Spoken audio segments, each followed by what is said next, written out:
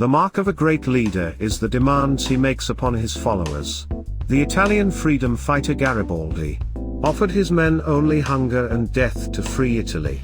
Winston Churchill told the English people that he had nothing to offer them but blood, sweat, toil, and tears in their fight against the enemies of England.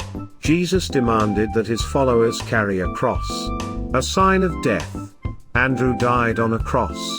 Simon was crucified. Bartholomew was flayed alive.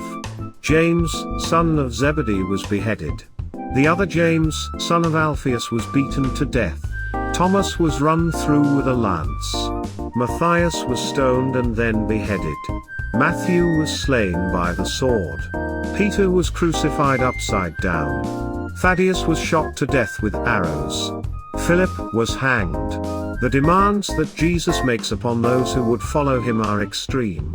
Christianity is not a Sunday morning religion. It is a hungering after God to the point of death if need be. It shakes our foundations, topples our priorities, pits us against friend and family, and makes us strangers in this world. We learn in today's text that a large crowd was traveling with Jesus. Now, in large crowds you will have many motives. Some, in this crowd, are following because they have seen Jesus feed a multitude of people, and they are waiting to be fed. Some are following because they have heard of Jesus' ability to heal, and they are waiting for an opportunity to approach him and be healed. Still others are following for the excitement. It is safe to say that only a few are truly committed to this itinerant preacher's teaching, aware of their multiplicity of motives.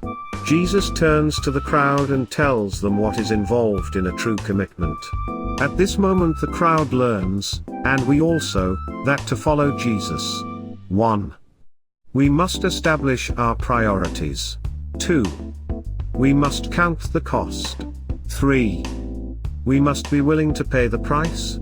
A picture of discipleship drawn from the military. Jesus draws a picture of discipleship from the military. To be a soldier means getting into battle, risking your life. In other words, Christianity isn't lived in a vacuum. There are struggles and conflicts. Our hymn, Onward Christian Soldiers, reflects the fact that we must fight when demonic forces attack us in life. A Christian must be willing to do spiritual battle for Christ. That's a high cost. Soren Kierkegaard said that there are a lot of parade ground Christians who wear the uniforms of Christianity, but few who are willing to do battle for Christ and his kingdom.